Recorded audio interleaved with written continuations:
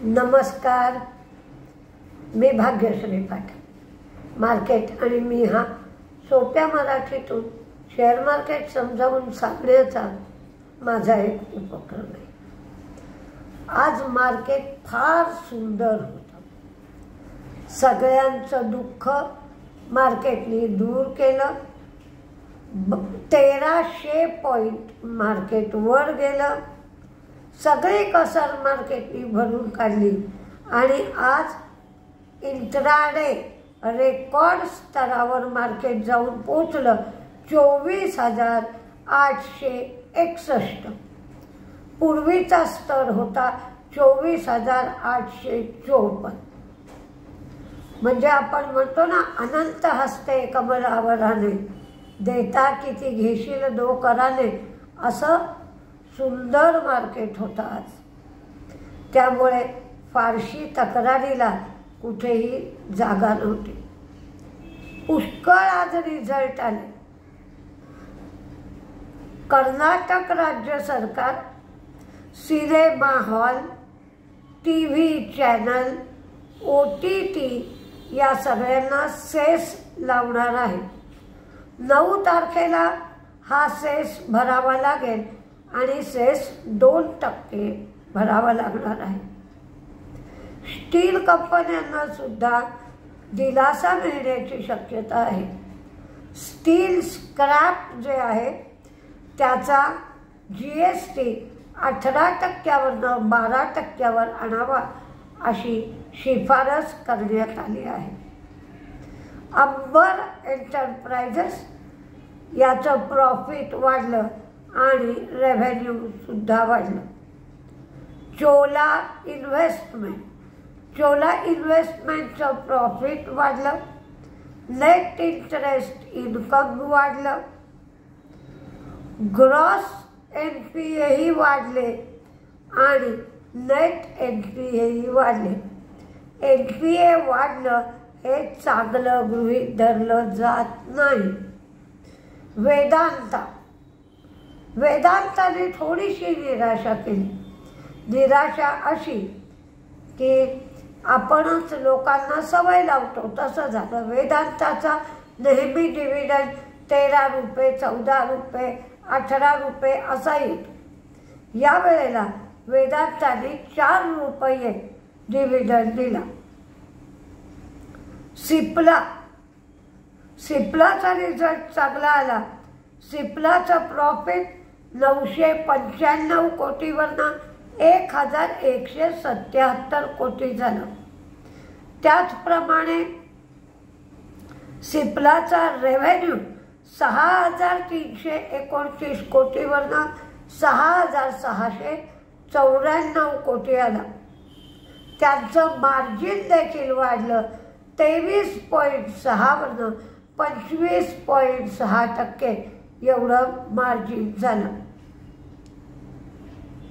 सरकारने पेटीएमला payment aggregator म्हणून नेमणूक केली, म्हणून आज पेटीएमचा शेअर अप्पर सर्किटला म्हणजे जवळजवळ 46 रुपये तेजीत होता। इंडसइंड बँक त्यांचं प्रॉफिट 2,171 कोटी, पूर्वीचं 2,123 कोटी, म्हणजे प्रॉफिट वाढलं। त्याचप्रमाणे नेट इंटरेस्ट इन्कम पूर्वीचं 4,867 कोटी ते आता झालं 5,408 कोटी। त्यामुळं NII सुद्धा वाढलं, पण त्याचबरोबर NPA सुद्धा त्यांचे वाढले आहेत। इंडिगोचा मात्र आश्चर्यकारक फायदा कमी झालाय। 3,091 वरून 2,729। त्याचप्रमाणे रेव्हेन्यू मात्र वाढलाय। 16,683 वरून 19,571। मार्जिनही कमी झालंय। 29.8 वरून 26.4. त्यांचा यील्ड मात्र वाढलाय 1.3%. हे यील्ड प्रत्येक किलोमीटरला 5.24 एवढं झालंय. त्याचबरोबर आस्क 11% झालाय. ते 11% वाढलंय. पूर्वी 3270 होतं, आता 3630 झालंय. बंधन बँकेचे नेट ग्रॉस NPA वाढलेत, नेट NPA वाढले. त्याचप्रमाणे नेट इंटरेस्ट इन्कम त्यांचं 2490 वरनं 3005 कोटी झालं. त्यामुळे सगळ्या म्हणजे कुठल्याही बँका जरी बघायला गेलं तरी ग्रॉस NPA नेट NPA वाढलेलेच दिसतात.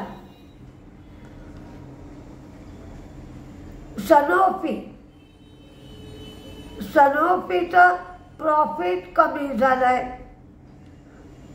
मार्जिन मात्र वाढलाय 23.6 वरनं 25%. पण त्यांचं रेव्हेन्यू सनोफीचं कमी झालंय 515 कोटीवरनं 463 कोटी एवढं झालंय. स्टर्लिंग विल्सनला 328 कोटीची ऑर्डर मिळाली आहे.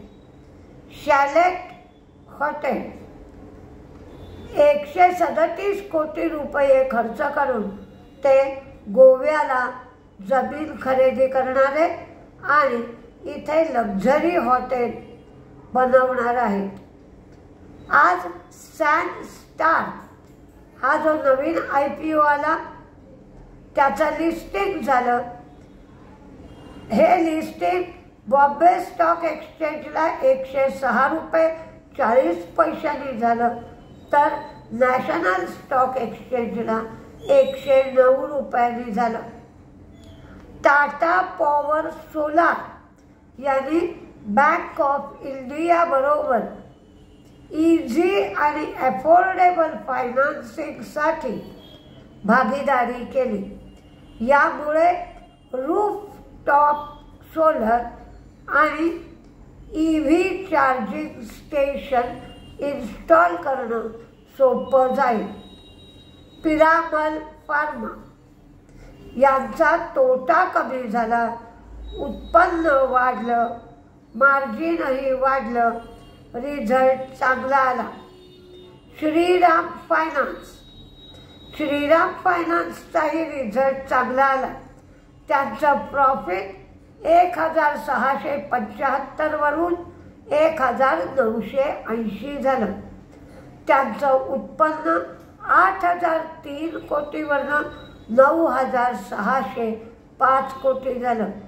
त्यांचं नेट इंटरेस्ट इन्कम 4200 कोटीवरून 5234 कोटी झालं.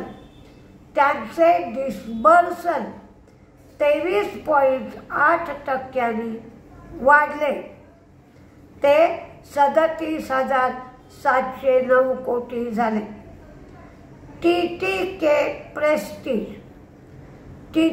प्रेस्टीजचं प्रॉफिट कमी झालं.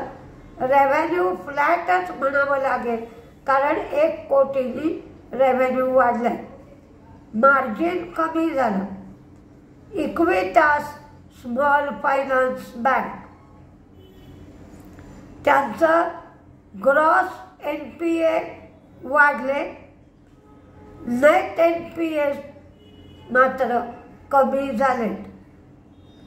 त्यांचं प्रॉफिट मात्र 191 कोटीवरनं 26 कोटी इतकं कमी झालं. ॲलेम्बिक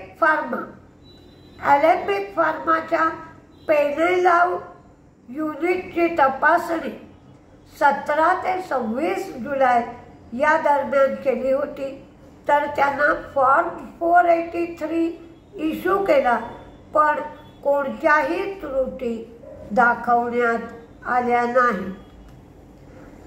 पण आज आठवड्याचा शेवट खूप छान झाला, नाहीतर या आठवड्यात सगळ्यांना मार्केटने सतावलं होतं.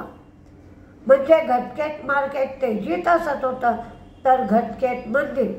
पण आज सगळेजण मार्केटचा शेवटचा दिवस म्हणजे शुक्रवार असतो आठवड्याचा शेवटचा दिवस, त्यामुळे पोझिशन ठेवत नाही.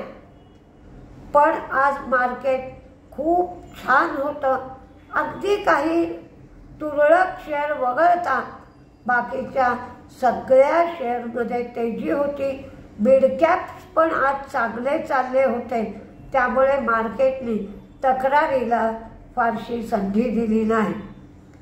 मी 10 आणि 11 ऑगस्टला कोर्स ठेवला आहे. हा कोर्स ठाण्याला असेल.